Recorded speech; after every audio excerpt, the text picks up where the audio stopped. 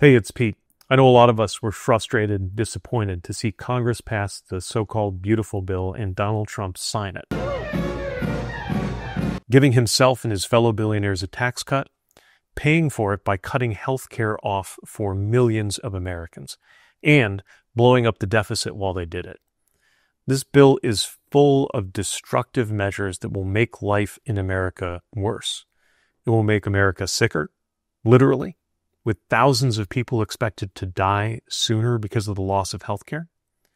It'll make America hungrier, literally, by cutting food aid that goes to worthy Americans who need the help.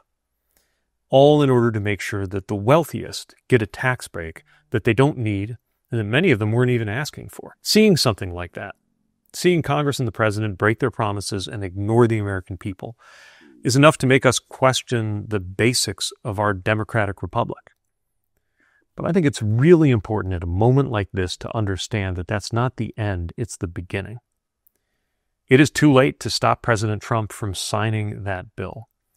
But it's not too late to change what happens next. Many of the worst provisions of this law don't take effect for 1 or 2 or 3 years, which means it's not too late to elect leaders who will do something different. We can still change these policies.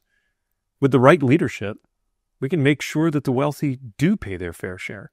And we can save the lives of the Americans who are going to lose their health insurance in the next few years if this bill is not changed.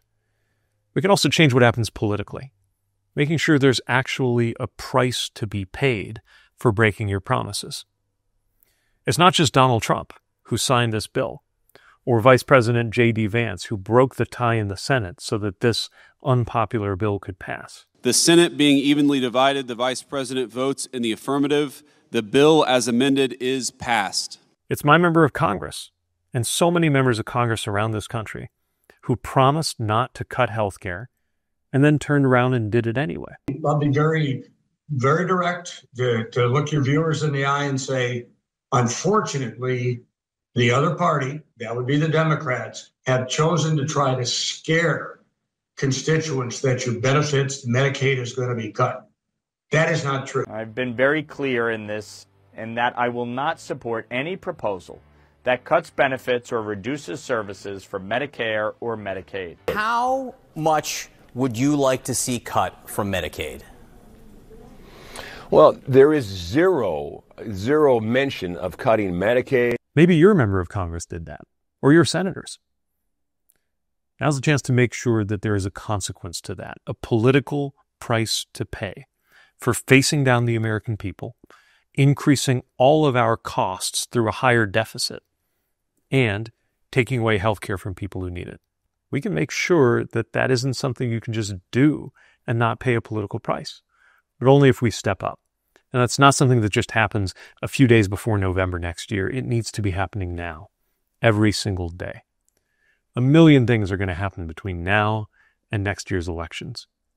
We need to make sure every single day the American people are reminded of what happened and politicians are being held responsible.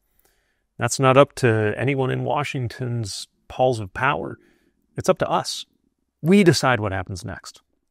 I'm going to be out there doing my part, and I hope you will too.